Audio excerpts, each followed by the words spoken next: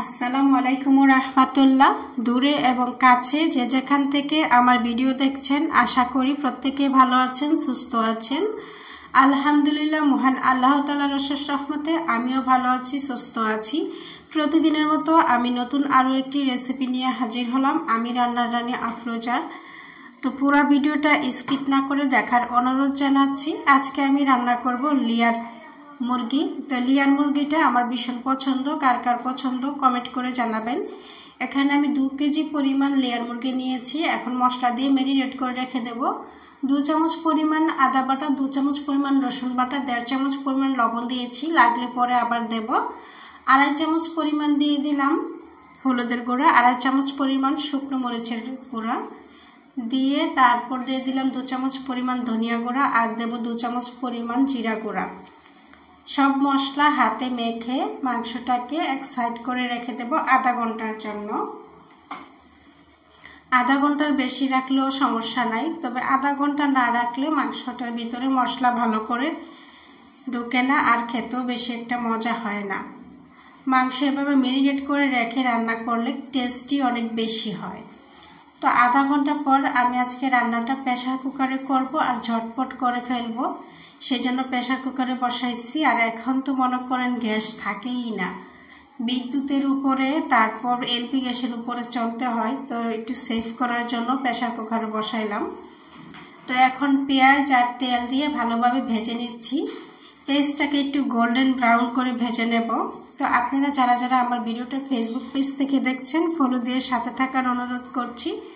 যারা যারা ইউটিউব থেকে দেখছেন, আমার চ্যানেলটাকে সাবস্ক্রাইব করে দেবেন এবং পাশে থাকা বেল আইকনে টিপ দিয়ে ওকে করে দেবেন। তাহলে আমি যখনই রান্নার নতুন কোনো ভিডিও আপলোড করব, আপনার কাছে নোটিফিকেশন চলে যাবে। পেঁয়াজটা গোল্ডেন ব্রাউন হওয়ার পরে আমি লেয়ার মুরগিটা দিয়ে দিলাম,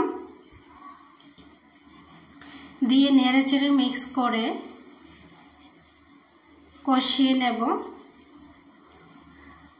কারেন্টের চুলাটা ইন্ডাকশন আর আমার এই প্রেসার কুকারটা হচ্ছে স্টিলের, যার ফলে তাপ অনেক বেশি দেয়, একটু লেগে যাওয়ার সম্ভাবনা বেশি। নাড়াচাড়া করতে হয় একটু পরপরই।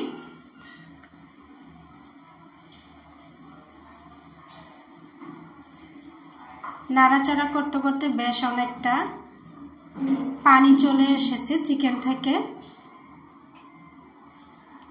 এই চিকেনটা আমার বেশি পছন্দ এই জন্যই যে এটাকে অনেক বেশি কষিয়ে কষিয়ে রান্না করা যায়, নরম হয়ে যায় না, অনেকটা গরুর মাংসের মতো। আর অন্যান্য মুরগি খেতে গেলে, রান্না করতে গেলে অনেক বেশি কষানো যায় না, নরম হয়ে যায়।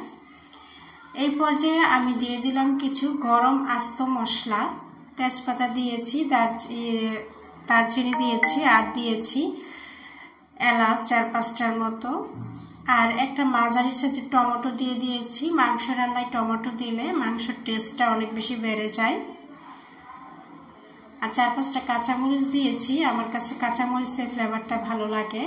আর আধা চামচ পরিমাণ দিয়ে দিলাম গরম মশলার গুঁড়া। সকল উপকরণ দিয়ে ভালোভাবে কষিয়ে কষিয়ে রান্নাটা আমি করতেছি, অনবরত নেড়ে চেড়ে। অনেকটা কষানো হয়ে গিয়েছে। এই পর্যায়ে কিন্তু মাংসের কালারটা মাশাআল্লাহ দারুণ এসেছে।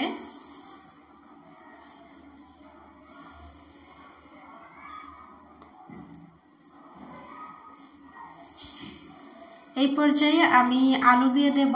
আলু ছাড়া তো এই রান্নাটা ভাবাই যায় না, কারণ আমাদের ঘরে বাচ্চা আছে, বাচ্চাদেরকে আলু দিয়ে ভাত মাখাইয়া দেয়। আর মাংস তো এরা এমনিই খেয়ে ফেলে, ভাত দিয়ে খায় না। তো যাই হোক, আলু কারা কারা দিয়ে খেতে পছন্দ করেন কমেন্ট করে জানাবেন। আমি আলু পছন্দ হলেও দিতে হয়, না হলেও দিতে হয় বাচ্চাদের জন্য। তো আর একটু লবণ লাগবে মনে হইলো, তাই লবণটাও দিয়ে দিলাম। আর এখন কিন্তু আমি পরিমাণ মতো গ্রেভি দেব, দিয়ে ঢাকনা দিয়ে প্রেসার কুকারটা লক করে দেব।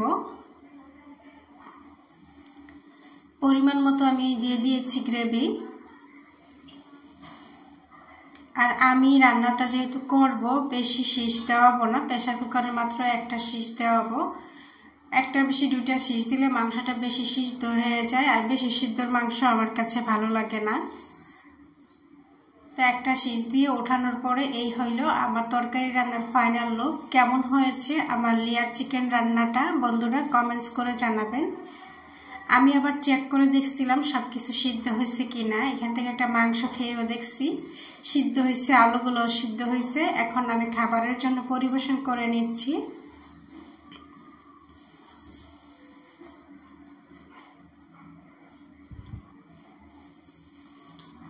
এই হইল আমার লেয়ার চিকেন রান্নার ফাইনাল লুক। কেমন হয়েছে অবশ্যই বন্ধুরা আপনারা কমেন্ট করে জানাবেন। আজকের মতো আল্লাহ হাফেজ। আবার দেখা হবে কোনো আরও একটি ভিডিওতে।